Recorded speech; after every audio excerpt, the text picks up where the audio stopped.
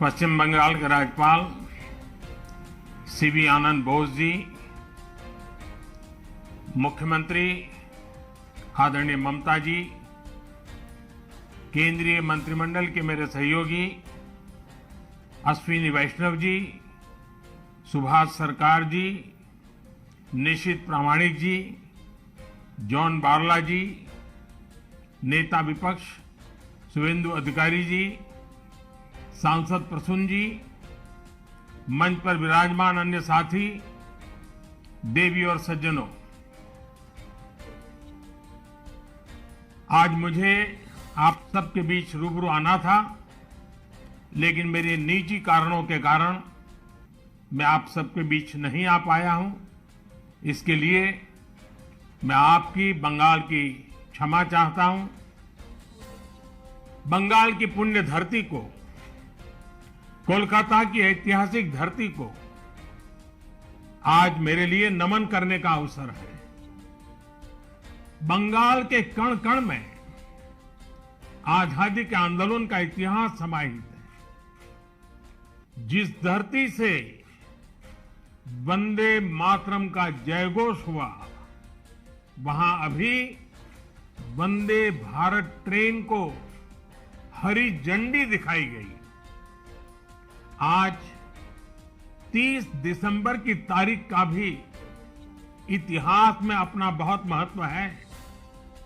30 दिसंबर 1943 1943 उस दिन ही नेताजी सुभाष ने अंडमान में तिरंगा फहराकर भारत की आजादी का बिगुल फूंका था।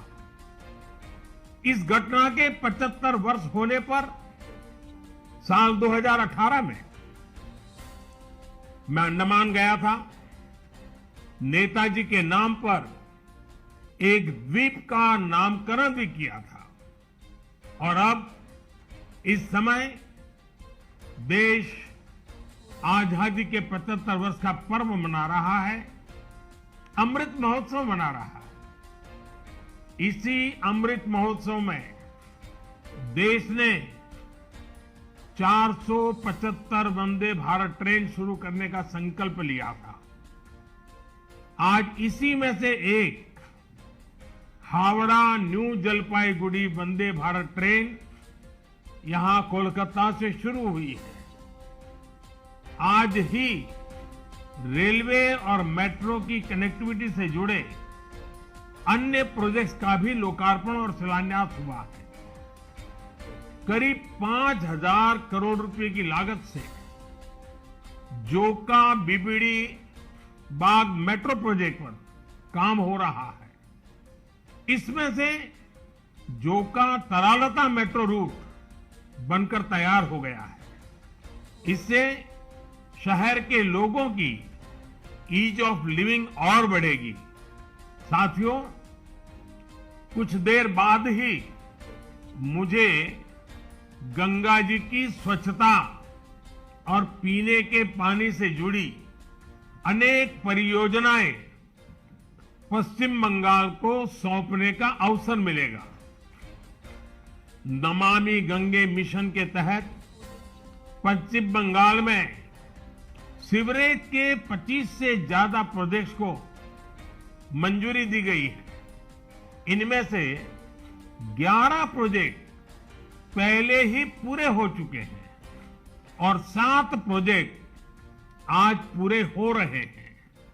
आज 1,500 करोड़ की लागत से 5 नई परियोजनाओं पर काम भी शुरू हो रहा है।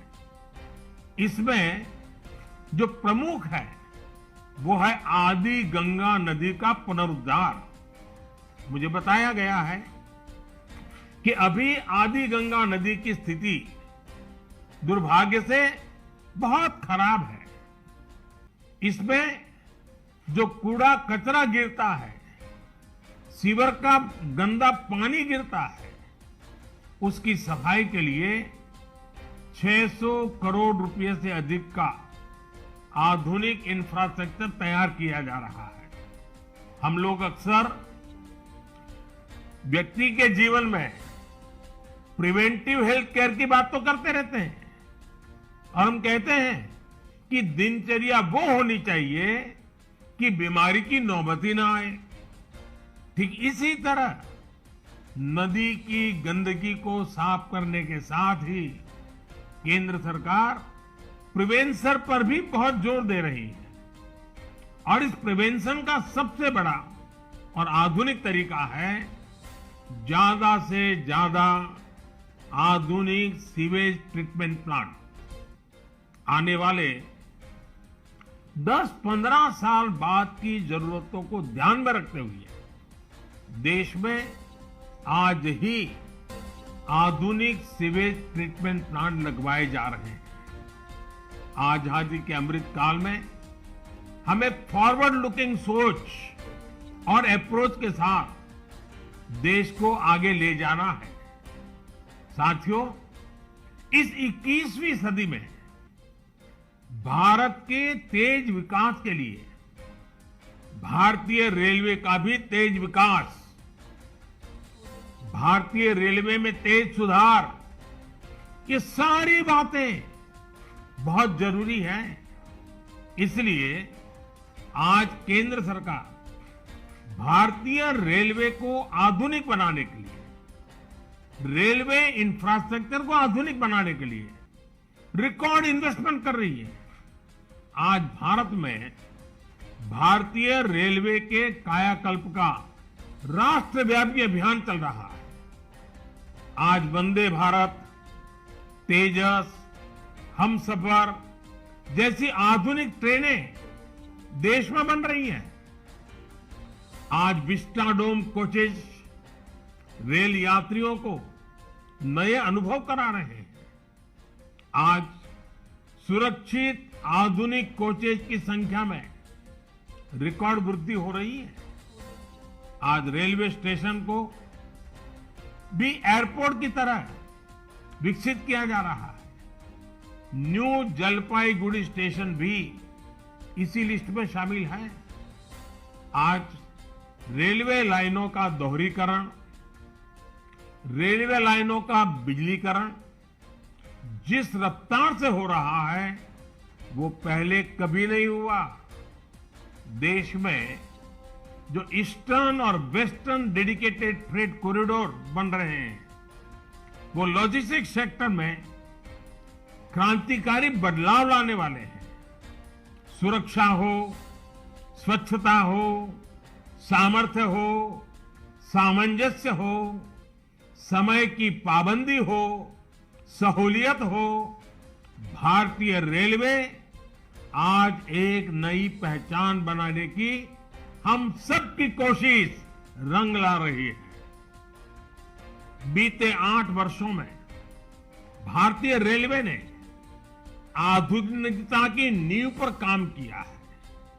अब आने वाले 8 वर्ष में हम भारतीय रेलवे को आधुनिकता की नई यात्रा पर निकलते हुए देखेंगे। भारत जैसे युवा देश के लिए भारतीय रेल भी युवा अवतार लेने जा रहा है और इसमें निश्चित तौर पर 475 से ज्यादा वंदे भारत ट्रेनों की बड़ी भूमिका होगी। साथियों, आजादी के बाद के 7 दशकों में 20,000 रूट किलोमीटर रेल लाइन का बिजलीकरण हुआ। वहीं 2014 में हमारी सरकार बनने के बाद बीते 7-8 वर्षों में ही 32,000 रूट किलोमीटर से ज्यादा रेल लाइन का बिजलीकरण हो चुका है। ये है देश के काम करने की रफ्तार, रेलवे के आधुनिकीकरण की रफ्तार। और इस रफ्तार को तेज करने के लिए अब भारत में दुनिया के सबसे शक्तिशाली बिजली के रेल इंजनों का भी तेजी से निर्माण हो रहा है। साथियों, आज के भारत की स्पीड और स्केल का एक और प्रमाण हमारा मेट्रो रेल सिस्टम है। कोलकाता के लोग जानते हैं कि दशकों से मेट्रो रेल पब्लिक ट्रांसपोर्ट का कितना बेहतरीन माध्यम रही है। 2014 से पहले तक देश में कुल मेट्रो नेटवर्क 250 किलोमीटर से भी कम था और इसमें भी सबसे बड़ी हिस्सेदारी दिल्ली एनसीआर की ही थी। केंद्र सरकार ने इस स्थिति को भी बदलता हुआ है, उसको बदलने का पूरा प्रयास किया है और बहुत तेजी से बदला है। बीते 8 वर्षों में हमने मेट्रो का 2 दर्जन से अधिक शहरों तक विस्तार किया है। आज देश के अलग अलग शहरों में लगभग 800 किलोमीटर ट्रैक पर मेट्रो चल रही है। 1000 किलोमीटर के नए मेट्रो रूट पर तेजी से काम चल रहा है। जोका बीबीडी मार्ग मेट्रो परियोजना इसी संकल्प का हिस्सा है। साथियों, पिछली सदी के भारत की 2 और बड़ी चुनौतियां रही हैं जिन्होंने देश के विकास पर बहुत नकारात्मक असर डाला है। एक चुनौती रही इंफ्रास्ट्रक्चर के कार्यों में विभिन्न एजेंसियों में तालमेल की कमी और दूसरी चुनौती रही ट्रांसपोर्ट के विभिन्न साधनों में भी आपसी तालमेल का जीरो होना। इसका नतीजा ये हुआ कि सरकार के एक विभाग को पता ही नहीं होता था कि दूसरा विभाग कहां नया काम शुरू करने वाला है। इसका खामियाजा देश के ईमानदार टैक्स पेयर को उठाना पड़ता था। देश का ईमानदार टैक्स पेयर हमेशा से सरकारी पैसे की बर्बादी से, परियोजनाओं में देरी से, भ्रष्टाचार से नफरत करता है। जब वो देखता है कि उसकी गाड़ी कमाई से दिए हुए टैक्स से गरीब का नहीं बल्कि किसी भ्रष्टाचारी का भला हो रहा है, तो उसका खिन्न होना स्वाभाविक है। पैसे की इसी बर्बादी को रोकने के लिए विभागों में, सरकारों में तालमेल को बढ़ाने के लिए पीएम गति शक्ति नेशनल मास्टर प्लान लागू किया गया है। अब चाहे विभिन्न राज्य सरकारें हो, अलग अलग सरकारी विभाग हो, कंस्ट्रक्शन से जुड़ी एजेंसियां हो या इंडस्ट्री के लोग हो, सब एक ही प्लेटफॉर्म पर आ रहे हैं। पीएम गति शक्ति देश में ट्रांसपोर्ट के अलग अलग माध्यमों को जोड़ने, मल्टी मॉडल कनेक्टिविटी के काम को भी गति दे रहा है। आज देश में रिकॉर्ड तेजी से हाईवे बन रहे हैं, एयरपोर्ट बन रहे हैं, वाटरवे बन रहे हैं, नए पोर्ट बन रहे हैं और इसमें भी सबसे बड़ी बात ये कि इन्हें अब इस तरह तैयार किया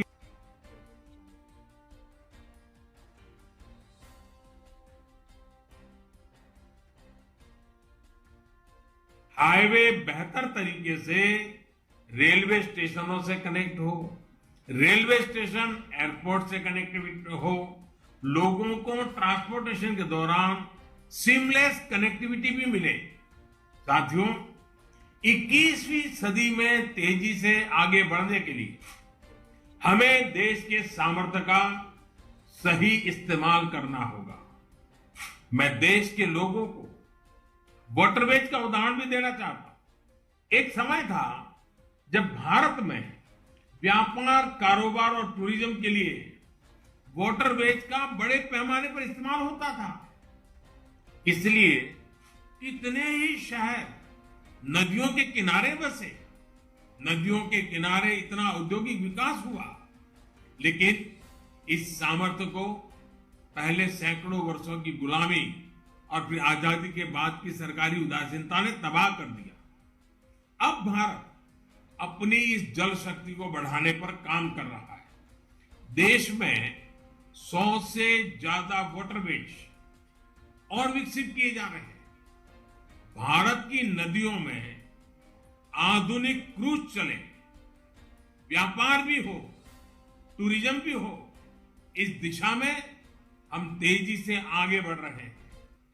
केंद्र सरकार ने बांग्लादेश सरकार के सहयोग से गंगा और ब्रह्मपुत्र नदियों के बीच वाटरवे लिंक स्थापित करने पर भी काम किया है। मैं आज देश के लोगों को इससे जुड़ी भी एक जानकारी देना चाहता हूं। 13 जनवरी 2023 को काशी से, वाराणसी से एक क्रूज जा रहा है जो 3200 किलोमीटर लंबे वाटरवे से होते हुए, बांग्लादेश से होते हुए डिब्रूगढ़ तक पहुंचेगा। ये पूरे विश्व में अपनी तरह का अभूतपूर्व क्रूज होगा। ये भारत में बढ़ते क्रूज टूरिज्म का भी प्रतिबिंब बनेगा।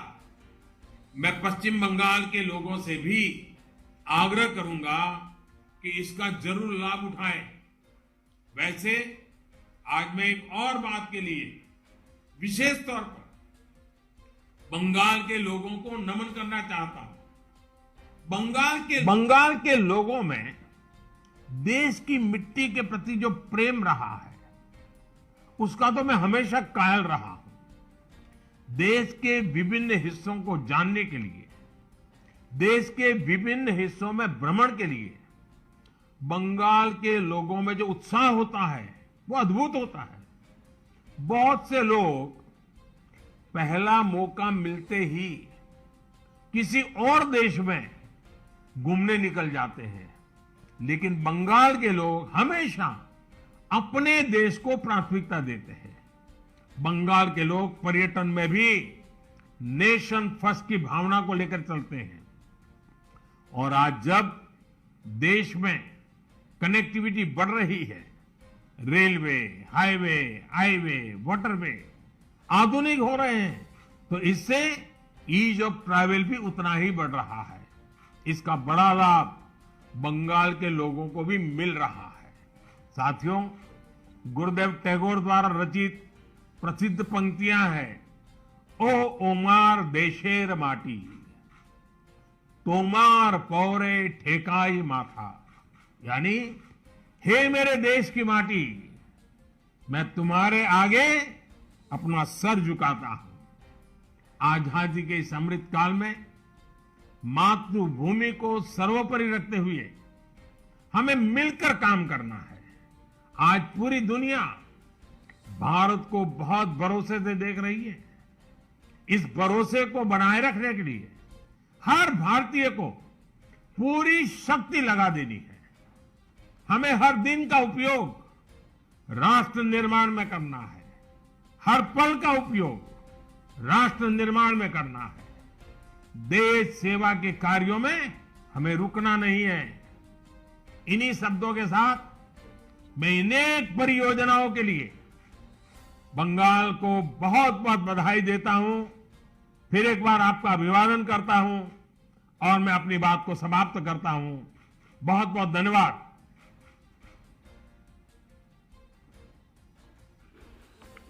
प्रदेश के 100 आकांक्षात्मक विकास खंडों में रिसर्च फेलो के रूप में तैनात हमारे सभी शोधार्थियों के साथ संवाद के इस कार्यक्रम में आज यहां पर नीति आयोग के मुख्य कार्यकारी अधिकारी श्री परमेश्वरन अय्यर जी आए हैं। उनके साथ में नीति आयोग के सीनियर कंसल्टेंट श्री राकेश रंजन जी, सीनियर एडवाइजर श्री संजीत सिंह जी उपस्थित हैं। मैं प्रदेश शासन की ओर से इन सभी का हृदय से स्वागत करता हूं। मंच पर उपस्थित प्रदेश के मुख्य सचिव श्री दुर्गा शंकर मिश्र जी, कृषि उत्पादन आयुक्त श्री मनोज कुमार सिंह जी, सचिव नियोजन श्री आलोक कुमार जी, यहां पर उपस्थित हमारे उत्तर प्रदेश शासन से जुड़े हुए सभी अधिकारीगण और सभी यहां पर मुख्यमंत्री फेलोशिप कार्यक्रम के शोधार्थीगण,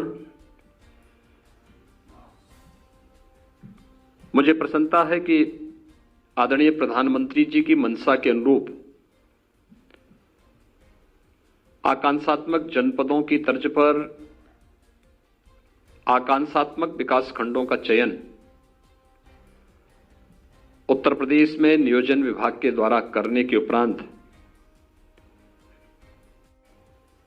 प्रत्येक विकास खंड में एक एक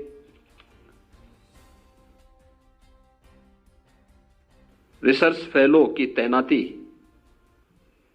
के इस कार्यक्रम में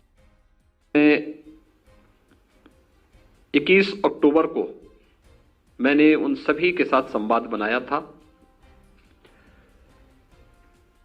उन्हें नियुक्ति पत्र और टैबलेट भी उपलब्ध करवाए थे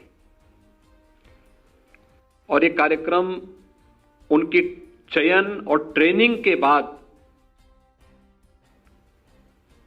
यहां पर आयोजित किया गया था और उसके उपरांत इन लोगों ने अपने अपने कार्य क्षेत्र में कार्य प्रारंभ किया।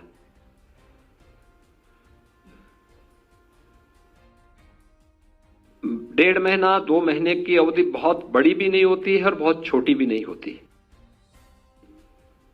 लेकिन किसी भी कार्य की शुरुआत में वहां की भौगोलिक, वहां की सामाजिक, वहां की सांस्कृतिक और तमाम अन्य जो स्थितियां होती हैं, परिस्थितियां होती हैं, वह एक चुनौती के रूप में सामने होती हैं। उन सबको सामना करते हुए आपने वहां पर कार्य प्रारंभ किया है और अपने अनुभव से यहां पर अभी मुझे भी नीति आयोग के सीईओ और नीति आयोग से जुड़े हुए हमारे अन्य अधिकारियों के साथ ही हमारे प्रशासन से जुड़े हुए अधिकारियों को अवगत कराया है। मैं इसके लिए आप सभी रिसर्च फेलो का हृदय से स्वागत करता हूं कि आपने एक अच्छा प्रयास प्रारंभ किया है।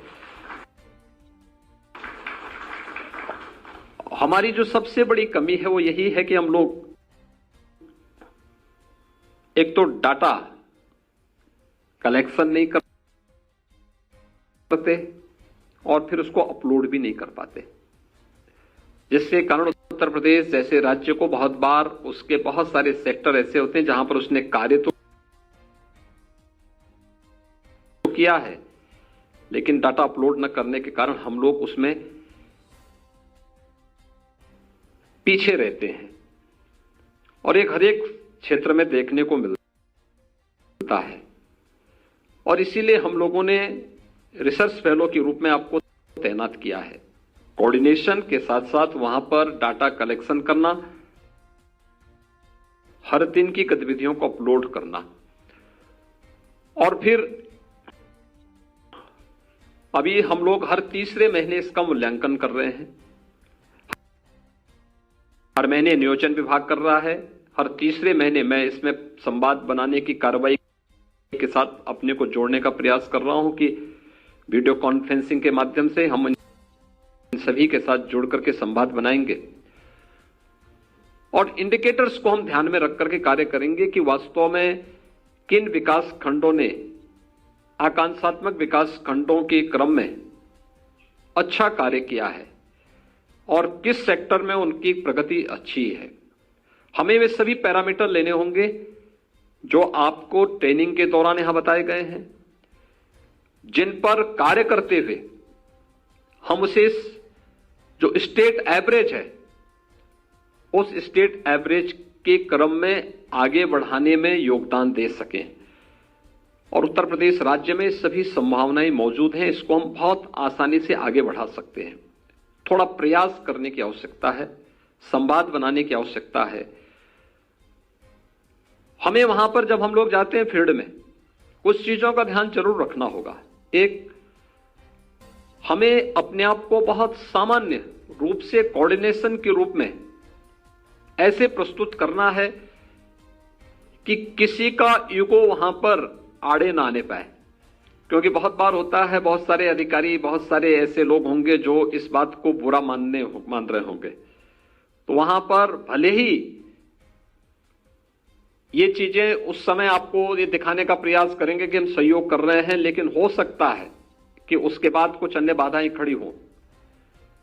आपको वहां पर उनके साथ बेहतर संवाद बना करके अपने कार्यक्रम को आगे बढ़ाना है और हर एक समस्या का समाधान का रास्ता अपने आप निकलता हुआ दिखाई देगा। हमने जो डैशबोर्ड बनाया है, हमारे सामने जो परिणाम आए हैं, मैं उसमें प्रदेश के जो 100 जो हमारे विकास खंड हैं उनमें से कुछ पर अच्छा कार्य हुआ है। जैसे जो प्रगति हुई है अप्रैल 2022 से लेकर के और नवंबर 2022 के बीच में, इन 8 महीनों के दौरान जो चीजें देखने को मिली हैं, इसमें खासतौर पर जो हम लोगों ने देखा है कि 75 जो हम लोगों ने इन क्षेत्रों में जो कार्य किया था, जो 100 हमारे विकास खंड हैं, इनमें जो अब तक मेरे सामने आए हैं, उसमें खासतौर पर मैंने जो अब तक यहां अनुभव किया है और जो मेरे सामने अब तक जो बातें सामने आई हैं कि अप्रैल 22 से लेकर के नवंबर के बीच में जो सकारात्मक परिवर्तन उन विकास खंडों में देखने को मिले हैं, खासतौर पर आयुष्मान भारत का कार्ड। आप देखते होंगे, यद्यपि हमारी सरकारी हॉस्पिटल्स में फ्री में उपचार की व्यवस्था है, रजिस्ट्रेशन भी फ्री में होता है, लेकिन बहुत बार होता है सरकारी हॉस्पिटल में व्यवस्था नहीं है, उसके पास आयुष्मान भारत का कार्ड नहीं है, वह व्यक्ति उपचार होने से वंचित रह जाता है, भटकता है। हमने प्रहर प्राथमिक स्वास्थ्य केंद्र में एक आरोग्य मेला हर सप्ताह रविवार के दिन हमारा लगता है, उसमें भी व्यवस्था दी है कि गोल्डन कार्ड और केंद्र और प्रदेश सरकार से जुड़ी हुई स्वास्थ्य से संबंधित, पोषण से संबंधित इन सभी योजनाओं का न केवल वहां पे प्रचार प्रसार हो, बल्कि जो कार्रवाई होनी है वहां पर करें भी। किसी का कार्ड बनना है, किसी को वहां पर मिशन इंद्रधनुष के अंतर्गत टीकाकरण से आच्छादित करना है, अन्य तमाम जो गतिविधियां होती हैं, ट्यूबरक्लोसिस के उन्मूलन के लिए जो कार्यक्रम चल रहे हैं उसके बारे में भी जागरूकता के साथ साथ वहां पर उन्हें इससे अवगत कराना, उन्हें किट उपलब्ध करवाना, इन सभी कार्यक्रमों को उसके साथ जोड़ करके किया जाता। हर प्राथमिक स्वास्थ्य केंद्र में आरोग्य मेले लगते भी हैं, लेकिन उस सब के बावजूद विगत 8 महीने के अंदर जो 100 विकास खंड हैं जिनमें आयुष्मान भारत के जो कार्ड थे, राज्य औसत से सभी पीछे थे, और नवंबर 2022 की जो रैंकिंग आई है उसमें अब मात्र 23 विकास खंड ऐसे हैं, 100 में से घट करके मात्र 23 विकास खंड ऐसे हैं जो आयुष्मान भारत स्टेट एवरेज से, जहां पर आज वे कम हैं, शेष स्टेट एवरेज के बराबर आ गए हैं। और मुझे लगता है कि अगर इसमें आप भी थोड़ा ध्यान देंगे अपने विकास खंड के अंदर, इसके पूरा डाटा सीएमओ के यहां होंगे, बीडीओ के यहां होंगे, उनसे लेकर के थोड़ा आप भी प्रयास करेंगे तो आने वाले 3-4 यानी इस वित्तीय वर्ष के अंत तक हम लोग आयुष्मान भारत में स्टेट एवरेज के बराबर उन सभी विकास खंडों को ला सकते हैं जो विकास खंड अभी इससे पीछे छूटे हुए हैं। ऐसे ही प्राथमिक विद्यालयों में पेयजल की सुविधा, पहले 28 विकास खंड हमारे ऐसे थे जो राज्य औसत से पीछे चल रहे थे, लेकिन विगत 8 महीने के अंदर जो प्रयास प्रारंभ हुए, आज मात्र 2 विकास खंड ऐसे हैं जहां पर जो स्टेट एवरेज से पीछे हैं, शेष स्टेट एवरेज के बराबर वे सभी आ चुके हैं। ऐसे ही गौआश्रय स्थल में पहले हमारे 9 विकास खंड ऐसे थे जो स्टेट एवरेज से पीछे चल रहे थे। गो संरक्षण के कार्यक्रम को लेकर के, उनके आश्रय स्थल को लेकर के, या जो तमाम 3 प्रकार की जो योजनाएं हमारी इस संबंध में चलती है उन सब का लाभ लोग भी नहीं ले पा रहे थे, किसान भी नहीं ले पा रहा था, कुपोषित परिवार भी नहीं ले पा रहा था, और निराश्रित गोवंश किसानों की फसलों को नुकसान कराने का कार्य करते थे। 9 विकास खंडों में बराबर बहुत शिकायतें आती थी। आज मात्र एक विकास खंड से इस प्रकार की शिकायतें हैं, और बाकी अन्य विकास खंडों में जो प्रयास हुए हैं वहां पे सहभागिता योजना के अंतर्गत वहां पे निराश्रित गौ आश्रय स्थलों पर ले जाने की कार्रवाई, या निराश्रित गौ आश्रय स्थल से एक एक ब्याई हुई गाय कुपोषित परिवारों को उपलब्ध करवाने और उन्हें प्रतिमाह 900 रुपये हम लोग यहां से पशुपालन विभाग की ओर से उसका सत्यापन कराने के उपरांत उन्हें उपलब्ध कराते हैं। इसमें अब मात्र एक विकास खंड है। हमारे स्तर पर प्रयास करके उस विकास खंड में को भी हम स्टेट एवरेज के बराबर ला सकते हैं। ऐसे बैंकिंग सखी के ग्राम पंचायतों में, एक एक ग्राम पंचायत में बैंकिंग सखी की तैनाती है।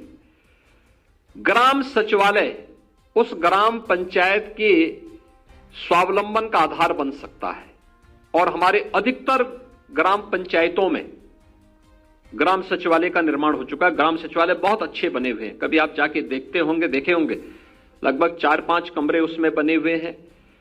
उस ग्राम सचिवालय में ग्राम पंचायत से जुड़ी हुई रूटीन की गतिविधियों के साथ ही बैंकिंग कॉरेस्पॉन्डेंट सखी को बैठने की व्यवस्था भी है, रोजगार सेवक को भी बैठने की, कंप्यूटर सहायक को भी बैठने की वहां पे व्यवस्था है, और साथ साथ हम लोग मिशन शक्ति के अंतर्गत बीट पुलिस अधिकारी को भी वहां पर बैठने की व्यवस्था, और सप्ताह में कम से कम एक बार उसका विजिट उस ग्राम पंचायत में होगी। सुरक्षा से साथ साथ केंद्र और राज्य सरकार की सभी योजनाओं के साथ लोगों को अवगत कराने के एक बड़े कार्यक्रम को हम लोग उस ग्राम सचिवालय का केंद्र बनाना चाहते हैं।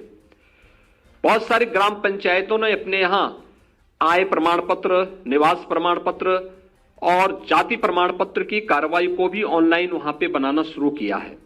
उससे उनकी अतिरिक्त आय भी हुई है, लेकिन लोगों को सुविधा हुई है। ऐसे बैंकिंग कॉरेस्पॉन्डेंट सखी ने गांव के सभी प्रकार के लेन देन के कार्य को बैंक तक जाने की बजाय ग्राम सचिवालय में ही ये सुविधा गांव के लोगों को, बुजुर्गों को, निराश्रित लोगों को उपलब्ध होने लग गई है। हम लोग अगर जाके देखेंगे तो इन सभी सुविधाओं से अधिक लोगों को जोड़ सकते हैं। तो इसमें मार्च 2022 में जहां हमारे पास 99 विकास खंड स्टेट एवरेज से पीछे थे, यानी ये सभी विकास खंड ऐसे एस्पिरेशनल नहीं थे, 99 ऐसे विकास खंड थे जो पीसी सखी की तैनाती, उनकी कार्यप्रणाली को लेकर के पीछे थे।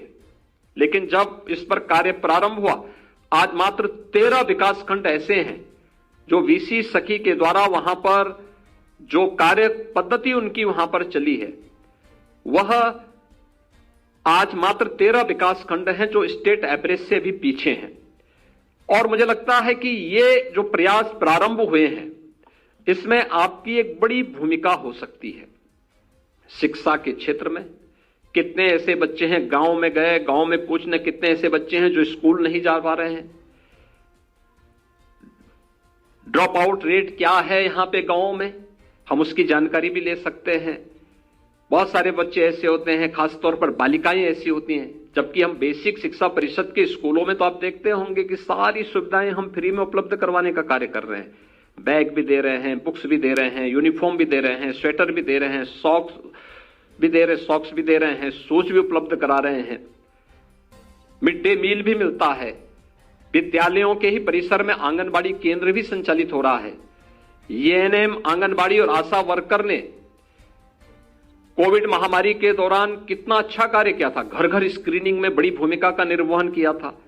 उस ताकत को विपत्ति के समय हम लोगों ने समझा है, लेकिन कोऑर्डिनेशन करने का कार्य जब भी हम अपने स्तर पर वहां पर करेंगे तो उन सभी बच्चों को प्रेरित कर सकते हैं, स्कूल जाने के लिए आगे बढ़ा सकते हैं। ऑपरेशन कायाकल्प के बारे में, निपुण भारत योजना के माध्यम से इन सभी कार्यक्रमों को आगे बढ़ाने में हम एक बड़ा योगदान दे सकते हैं। हम उनको देखें, उन लोगों से बातचीत करें, जो उससे संबंधित लोग हैं उनके साथ बहुत पोलाइटली एक संवाद बना करके इन कार्यक्रमों को आगे बढ़ाना, फिर से अपलोड करना, और जो सही हो वही अपलोड भी करना चाहिए।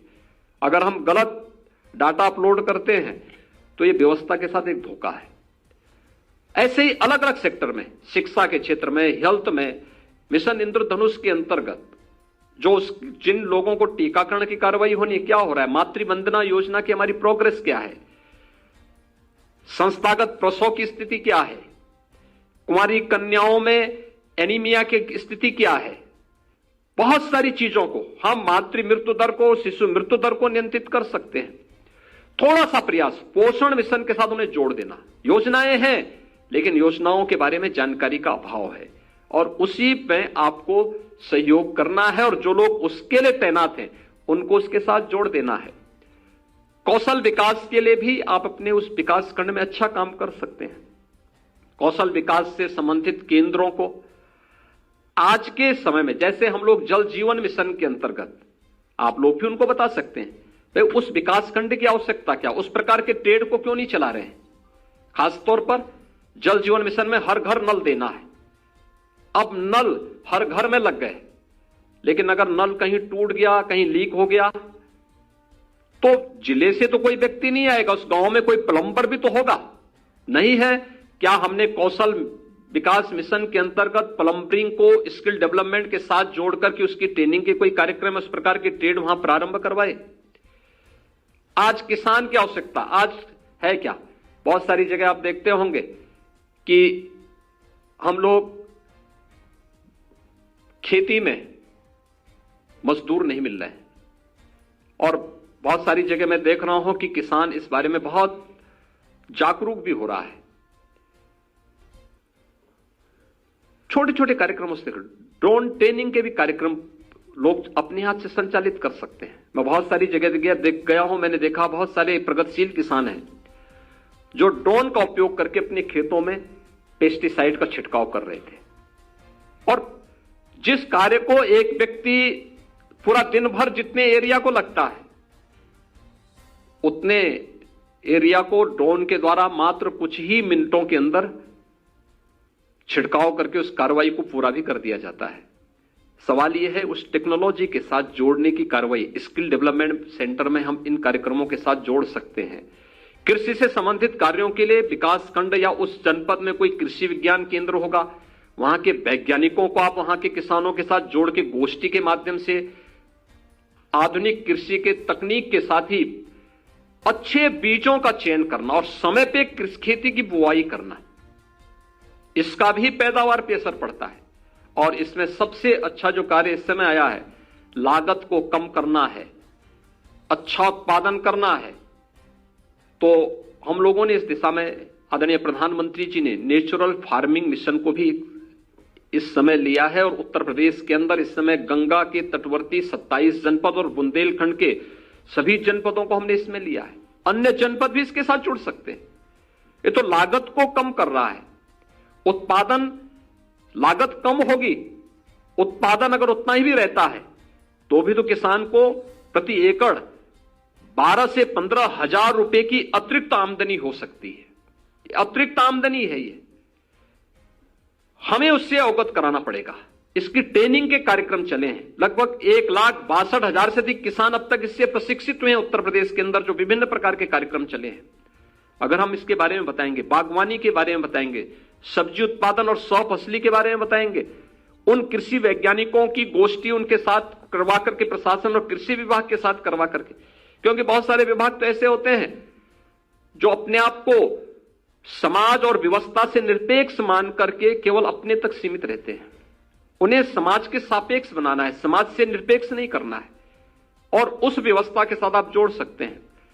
जिन लोगों ने स्किल डेवलपमेंट में अपनी ट्रेनिंग पूरी कर ली है, बैंकों के साथ बैठक करके कि भाई इनका सीडी रेशो क्या है, पैसा कितना जमा हो रहा है, यहां लोन कितने लोगों को मिल रहा है, यहां के उद्यमी, यहां के व्यापारी, यहां का कोई बेरोजगार नौजवान अपना कोई कारोबार करने के लिए बैंक से लोन लेना चाहता है, औपचारिकताओं को पूर्ण करवाइए, कैंप लगवाइए विकास खंड में। हर विकास खंड में एक एक कैंप लगे।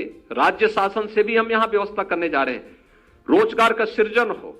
और आप देखेंगे अपने आप ही वो सीडी रेशियो वहां का अपना बदलता हुआ दिखाई देगा। एक प्रयास प्रारंभ हो, सामूहिक प्रयास, लेकिन जो भी डाटा हो वह सही अपलोड किए जाए। और फिर इसी आधार पर मैंने कहा है कि जो आपकी कार्य पद्धति के बाद 2 वर्ष 3 वर्ष के बाद जब आपके कार्यों का मूल्यांकन पूरी तरह होगा, मैंने तो आपसे पहले दिन से कहा था कि आप लोग इस पे कार्य करिए। इसके बाद आपकी रैंकिंग हम उसी आधार पर तय भी करेंगे। एक इस विकास खंड की रैंकिंग नहीं तय होनी है, आपकी भी रैंकिंग तय होनी है। और उसमें फिर सरकारी सेवा में जो आना चाहेगा उसमें एज में रिलैक्सेशन, और उसको हम वेटेज भी देंगे कि इन्होंने फील्ड में रह करके इतने दिन रह करके काम किया है। और परिणाम तभी आएंगे जब आप अपने विकास खंड मुख्यालय को केंद्र बना करके, भले ही वह आपके जनपद के बगल का हो, आप वहां से बाइक से आ जा सकते हैं, लेकिन वो प्रभाव नहीं होगा जो वहां रहने से होगा, जो कैंप करने से होगा। और कहीं आपको जाना भी है, जैसे आपको लखनऊ बुलाया गया, यद्यपि मैं इस बात का बहुत पक्षधर नहीं हूं कि फील्ड में तैनात लोगों को हम रोज रोज लखनऊ बुलाएं या जिले में आप रोज रोज जाएं, कोई आवश्यकता नहीं। आप सीधे उनके साथ वीडियो कॉन्फ्रेंसिंग से या टेलीफोनिक उससे आप बातचीत करके उनको अवगत कराइए। और जब भी कहीं जाना हो, ब्लॉक से बाहर जा रहे हैं, वीडियो से आप बात कर लीजिए। यहां पे हम लोगों ने सभी विकास खंडों में व्यवस्था की है कि वीडियो और अन्य सभी प्रकार की जो भी पैरामीटर बनाए गए उससे संबंधित सभी प्रकार के कर्मचारी और अधिकारियों की तैनाती हो जाए। और ये विभागों ने अपने स्तर पर कार्य भी प्रारंभ किया। फिर भी आपको कहीं लगता है, आपको जिलाधिकारी को और संबंधित विभाग के अधिकारी को अवगत कराना चाहिए और नियोजन विभाग को भी अवगत कराना चाहिए कि इस विभाग में ये समस्या आ रही, इसको कार्य को गति देने में इस प्रकार की कठिनाई है। आप प्रयास करेंगे तो आप देखेंगे कि 3 वर्ष के अंदर आप उस विकास खंड को सामान्य विकास खंड की तर्ज पर आगे, और मेरा तो मानना है कि स्टेट एवरेज से भी आपका विकास खंड अच्छा आना चाहिए, क्योंकि अन्य जनपदों में आपकी तरह कोऑर्डिनेशन करने वाला, अन्य विकास खंडों में कोऑर्डिनेशन वाला करने वाला नहीं है अभी, लेकिन आपसे प्रेरणा लेकर के वे लोग भी आगे बढ़ सकते हैं। और जितना पोटेंशियल यूपी में है, उस पोटेंशियल को थोड़ा भी हम पुशअप कर दें तो उसके बहुत अच्छे परिणाम आ सकते हैं। और मुझे प्रसन्नता है कि बहुत कम समय अभी आपको मिला है। यद्यपि हमने अप्रैल में ही ये कार्य प्रारंभ कर दिया था, लेकिन रिसर्च फेलो की तैनाती अभी कुछ दिन पूर्व हुई है। 21 अक्टूबर को ही हम लोगों ने नियुक्त पत्र और टैबलेट उन्हें उपलब्ध करवाए हैं और ये कार्य आपने वहां प्रारंभ किया, विजिट करना प्रारंभ कर दिया है। लेकिन इन सभी पैरामीटर्स को ध्यान में रख करके अगर आप वहां पर एक सिस्टम के साथ जुड़ करके कार्य कर लेंगे और बेहतर कोऑर्डिनेशन कर लेंगे, इसके बहुत अच्छे परिणाम आएंगे। आज आप यहां पर आए हैं और आपके साथ संवाद के इस विशेष कार्यक्रम में यहां पर स्वयं नीति आयोग के मुख्य कार्यकारी अधिकारी श्री परमेश्वरन अय्यर जी और उनकी टीम भी यहां पर आई है। मैं उनको हृदय से धन्यवाद देता हूं कि उन्होंने इस चीज को अप्रिशिएट किया है। आदरणीय प्रधानमंत्री जी ने भी इसको बहुत सकारात्मक ढंग से लेकर के, और उसके लिए उन्होंने स्वयं भी प्रसन्नता व्यक्त की है कि अगर हमारे यंग फेलोज इस तरीके से आगे आकर के फील्ड में कार्य करने को तैयार हैं तो इसके बहुत अच्छे परिणाम आएंगे। और मुझे लगता है कि जिन 8-10 लोगों ने अपनी बात यहां पर रखी है, वह एक बहुत अच्छी सकारात्मक पहल को प्रदर्शित करता है। और मैं इस बात पर विश्वास करता हूं कि इसके अच्छे परिणाम भी आएंगे। आप सभी अपने उस पर प्रभावी ढंग से कार्य करेंगे, इस विश्वास के साथ मैं आप सबको एक बार फिर से अपनी शुभकामनाएं देता हूं। धन्यवाद। जय हिंद। भारत माता की। खेल महाकुंभ हो रहा है। वैसे तो मौसम थोड़ा ठंडा है, लेकिन मैं चाहता हूं कि हमारे बच्चे अपने उत्साह से और अपनी ऊर्जा से ये पूरे मौसम को जो ठंडा है उसको गर्म कर दें। इसलिए जोर से नारा लगाइए, भारत माता की, भारत माता की। हमारे सभी खिलाड़ियों की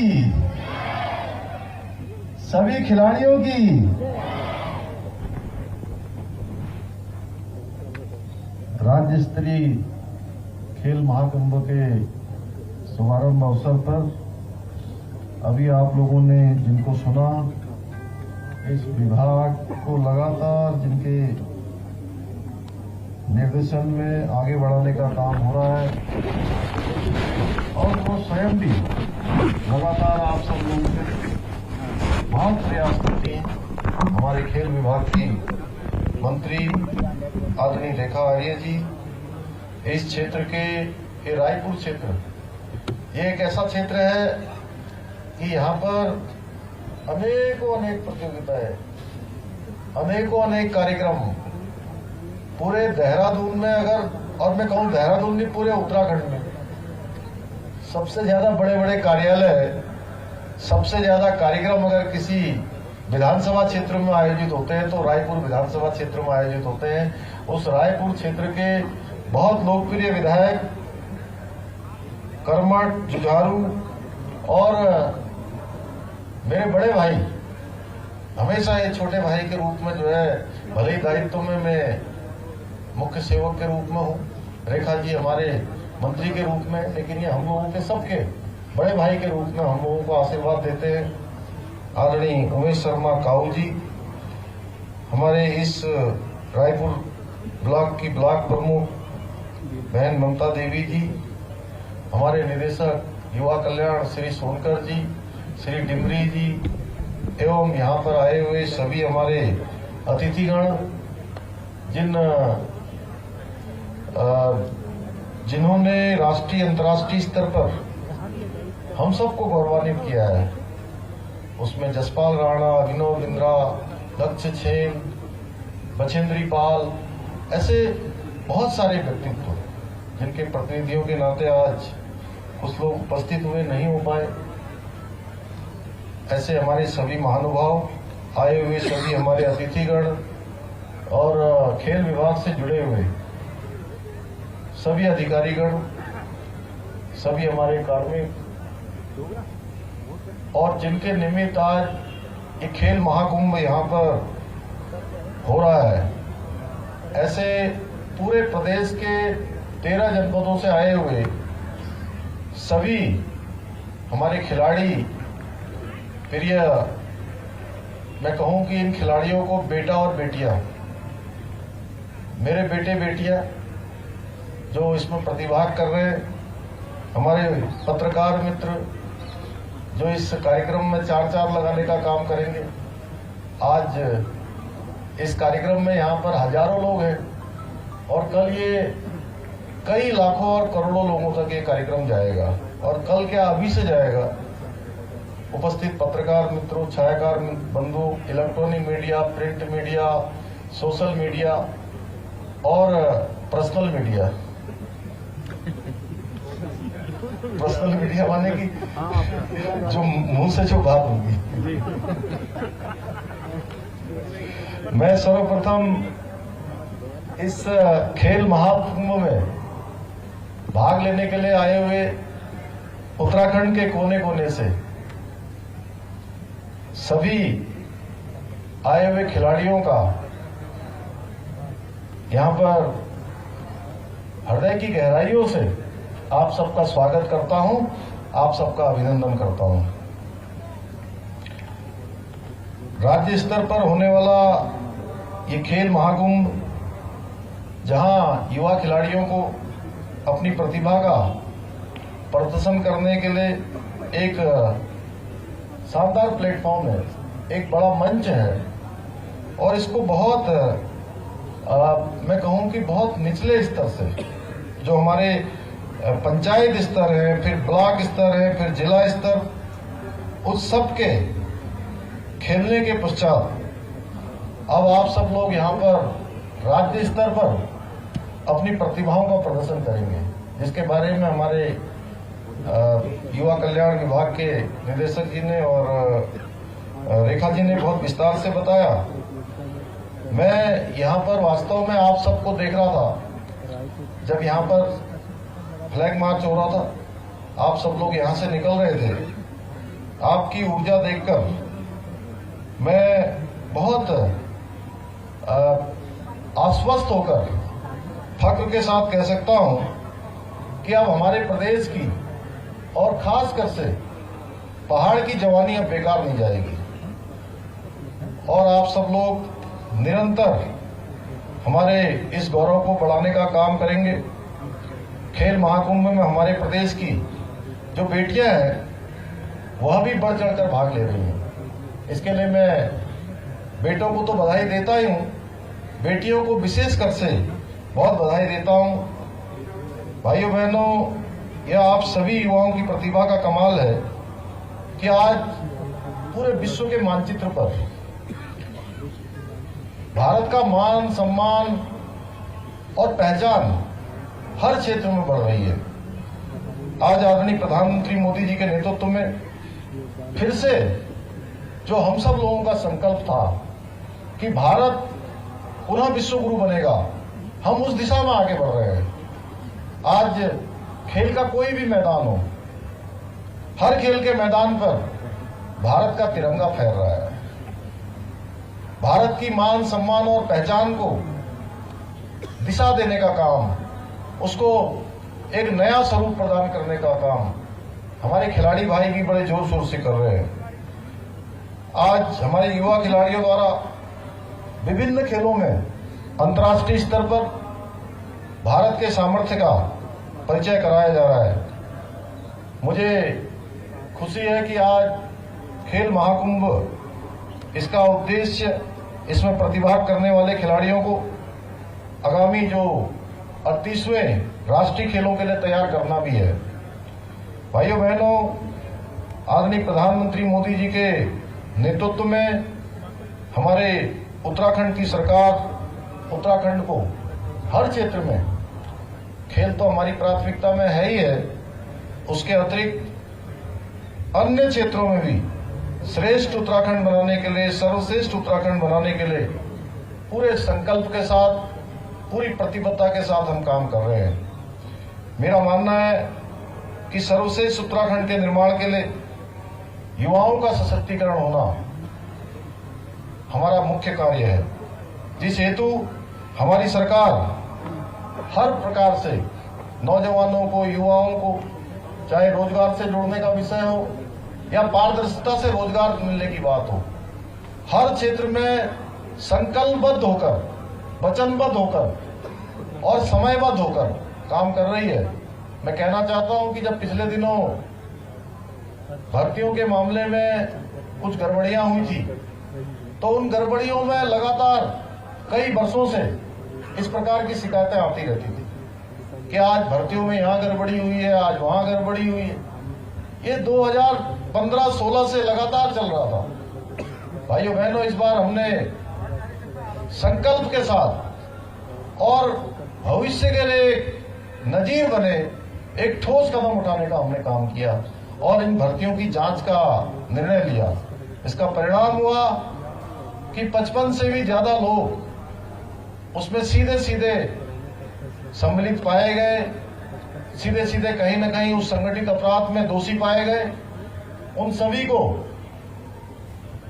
जेल की सलाखों के पीछे भेजा गया और एक व्यवस्था के तहत की 7,000 जो भर्तियां थी, वो 7,000 भर्तियां तत्काल हों, उसके लिए भी हमने निर्णय लिया कि उस समय जो अधीनस्थ सेवा चयन आयोग, उससे वो भर्तियां नहीं हो सकती थी।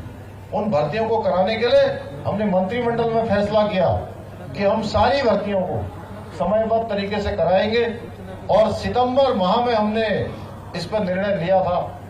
उस समय में कुछ लोग यह भी कह रहे थे कि ये भर्तियां इतनी जल्दी कैसे हो जाएंगी। इस प्रकार का निर्णय सरकार ने ले तो लिया है, लेकिन ये धरातल पर नहीं उतरेगा, व्यवहारिक रूप से ये हो नहीं पाएगा। भाइयों बहनों, जब इच्छा शक्ति हो और लोगों की शुभकामनाएं हो, लोगों का स्नेह हो, बड़ों का आशीर्वाद हो और नीति साफ हो, नियत साफ हो, साफ मन हो, अच्छा मन हो, तो कोई भी काम कठिन नहीं हो जाता है। जब हमने सितंबर माह में निर्णय लिया और अक्टूबर माह में 7,000 की 7,000 भर्तियों के कैलेंडर जारी हो गए, उनके विज्ञापन जारी हो गए, उन पर भर्ती की प्रक्रिया प्रारंभ हो गई। भाइयों बहनों, अभी 19,000 पदों पर भी जो हमारे रिक्त हैं, मैं लगातार उसकी समीक्षा कर रहा हूं, हर माह में उसकी समीक्षा कर रहा हूं और हमने तय किया है कि जल्दी से जल्दी हमारे युवा नौजवानों को, हमारे खिलाड़ियों को, जहां भी रिक्तियां हैं, जो भी योग्य हमारे प्रतिभागी हैं, जिनके अंदर योग्यता है, क्षमता है, अब किसी कीमत पर भी उनके साथ किसी प्रकार का भेदभाव नहीं होगा, पक्षपात नहीं होगा। सारी भर्तियां हम पारदर्शी तरीके से करवाएंगे। एक कठोर जो कदम हमने उठाए भाई बहनों, इसके पीछे यह भी हेतु था कि आने वाले समय में कोई भी इस प्रकार की जो संगठित अपराध है इसकी पुनरावृत्ति न करे, और करना बहुत दूर, इस दिशा में सोचना भी उसके लिए भारी पड़े। इसलिए हमने कठोर निर्णय लिया है और सारी भर्तियां जल्दी से जल्दी हम करवाएंगे। वर्तमान में भी राज्य में हमारे युवा वर्गों को ध्यान में रखते हुए बहुत सारी योजनाओं को क्रियान्वयन किया जा रहा है, बहुत सारी योजनाओं को आगे बढ़ाया जा रहा है। हमारी सरकार बेहतर शिक्षा, बेहतर खेल सुविधाएं दोनों देने के लिए हम संकल्पित हैं और हमारा लक्ष्य भी है कि हम इस दिशा में आगे बढ़ेंगे। मुझे यह बताते हुए अत्यंत गौरव की अनुभूति हो रही है कि उत्तराखंड देश का पहला राज्य है जिसने एक और नई शिक्षा नीति को प्रभावी ढंग से लागू करने का काम किया है, वहीं दूसरी ओर नई खेल नीति बनाकर 2021 में युवा खिलाड़ियों का भी ध्यान रखने का कार्य किया है। और उस नई खेल नीति में हमने बहुत सारे प्रावधान किए हैं। अभी रेखा जी ने बताया कि मुख्यमंत्री उदयमान खिलाड़ी योजना प्रारंभ की है। अभी हम सब लोग देख रहे थे यहाँ पर कितना रोमांचकारी दृश्य था जब हमारे बच्चे यहाँ पर मलखम्ब का प्रदर्शन कर रहे थे। इस मलखम्ब को भी हमने अपने राज्य की खेल नीति में शामिल किया है। भाइयों बहनों, नई खेल नीति में राज्य के युवा खिलाड़ियों को प्रोत्साहित करने के लिए उचित आर्थिक प्रोत्साहन का भी प्रावधान सुनिश्चित किया गया है, क्योंकि मेरा मानना है कि आप लिखोगे पढ़ोगे तो बनोगे नवाब, लिखोगे पढ़ोगे तो बनोगे नवाब, और खेलोगे कूदोगे तो भी बनोगे नवाब। हमारे युवा खिलाड़ियों के लिए अभी मैंने पिछले दिनों जो राष्ट्रीय तीरंदाजी प्रतियोगिता पुलिस विभाग की हुई थी, उसमें मैंने घोषणा की थी कि नौकरियों में हमारे खिलाड़ियों के प्रोत्साहन के लिए, उनके उन्नयन के लिए, उनको आगे बढ़ाने के लिए हम खेल कोटा फिर से प्रारंभ करेंगे। ये हमने निर्णय लिया है। इसके साथ साथ वैज्ञानिक तरीके से हमारे खिलाड़ियों को प्रशिक्षण मिले, शिक्षण मिले, उसके लिए जो यही हमारा महाराणा प्रताप स्पोर्ट्स कॉलेज है, इसको स्पोर्ट्स का विश्वविद्यालय बनाने का भी हमने निर्णय लिया है। उस दिशा में भी हम आगे बढ़ रहे हैं। भाइयों बहनों, आप सभी युवा नए भारत और नए उत्तराखंड का जो एक नींव है, समृद्धशाली नींव है, वो आप सबसे शुरू होती है। आप सबसे ही उत्तराखंड प्रारंभ होता है और हमारी सरकार राज्य के सर्वांगीण विकास के लिए, इस नींव को मजबूत बनाने के लिए जो भी काम हो सकता है, और मैंने रेखा जी से पिछले दिनों अनुरोध किया था कि ये हमारे जो खेल की प्रतियोगिताएं हैं, हमारे जो खिलाड़ी हैं, वो ग्राम सभा स्तर से, न्याय पंचायत स्तर से, ब्लॉक स्तरों से तो आ ही रहे, उससे नीचे से आने चाहिए। इसलिए उसी का परिणाम है कि आज खेल विभाग ने बहुत अच्छा काम करते हुए, जहां पिछले वर्ष की तुलना में खेल महाकुंभ में मैं आया था, उसकी तुलना में इस बार प्रतिभाग करने वालों के हमारे बेटे बेटियों की संख्या जस्ट उसके डबल हो गई। इसके लिए मैं बहुत खेल विभाग को बहुत बधाई देता हूं। मुझे विश्वास है कि खेल महाकुंभ में प्रतिभाग कर रहे हमारे युवा खिलाड़ी आने वाले समय में राष्ट्रीय और अंतर्राष्ट्रीय स्तर पर उत्तराखंड व देश का नाम रोशन करेंगे।